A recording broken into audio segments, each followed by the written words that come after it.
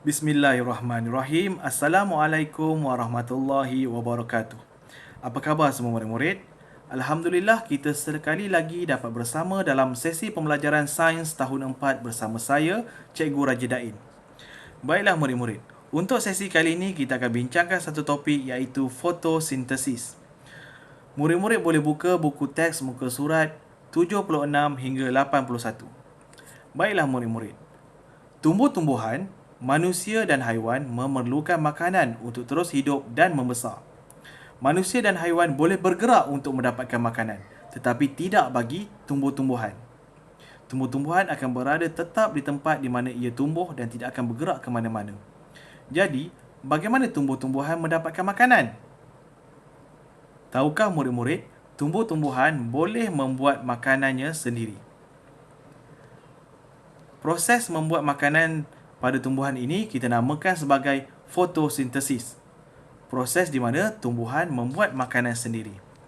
Tahukah kamu bagaimana proses fotosintesis berlaku? Ini yang akan kita bincangkan dalam sesi pembelajaran kali ini. Keperluan proses fotosintesis dan bagaimana fotosintesis berlaku. Baiklah murid-murid. Semasa tumbuh-tumbuhan nak menjalankan proses fotosintesis, tumbuh-tumbuhan memerlukan 4 elemen bagi membantu menjayakan proses fotosintesis ini. Yang pertama, tumbuh-tumbuhan memerlukan cahaya matahari sebagai sumber utama tenaga. Cahaya matahari ini akan diserap oleh klorofil yang terdapat pada daun. Klorofil ialah bahan berwarna hijau pada daun. Jadi, murid-murid boleh tengok gambar rajah yang cikgu sediakan. Itu ialah gambaran klorofil apabila kita lihat di bawah mikroskop elektron. Seterusnya, tumbuhan memerlukan gas karbon dioksida. Gas dalam udara yang akan masuk melalui daun. Pada daun, selain ada klorofil, pada daun juga ada satu bahagian, satu liang yang akan bertindak menyerap gas karbon dioksida. Seterusnya, tumbuhan memerlukan air. Air akan diserap oleh akar ke dalam tumbuhan. Murid-murid boleh tengok gambar rajah yang cikgu sediakan di mana akar akan bertindak menyerap air ke dalam tumbuhan. Jadi murid-murid, di sini ada 4 elemen yang perlu ada semasa proses fotosintesis. Kalau salah satu tak ada, elemen ini tak ada, proses fotosintesis tidak dapat berlaku. Yang pertama, cahaya matahari sebagai sumber utama tenaga. Cahaya matahari ini akan diserap oleh klorofil, iaitu bahan berwarna hijau pada daun. Kemudian, gas karbon dioksida akan diserap oleh daun ke dalam tumbuhan. Air akan diserap oleh akar ke dalam tumbuhan dan semua bahan ini akan bertindak ataupun akan menjalankan satu proses kita namakan sebagai fotosintesis. Seterusnya kita lihat hasil proses fotosintesis. Selepas proses fotosintesis berlaku, tumbuhan akan menghasilkan yang pertama ialah oksigen. Oksigen ialah gas yang dibebaskan oleh daun ke udara. Apa guna oksigen? Ya, oksigen ialah untuk kita gunakan semasa bernafas. Seterusnya, tumbuhan akan menghasilkan glukosa. Glukosa ialah bahan yang terhasil sebagai makanan.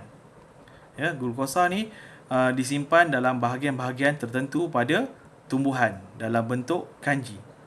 Sama ada di daun, di buah ataupun di batang.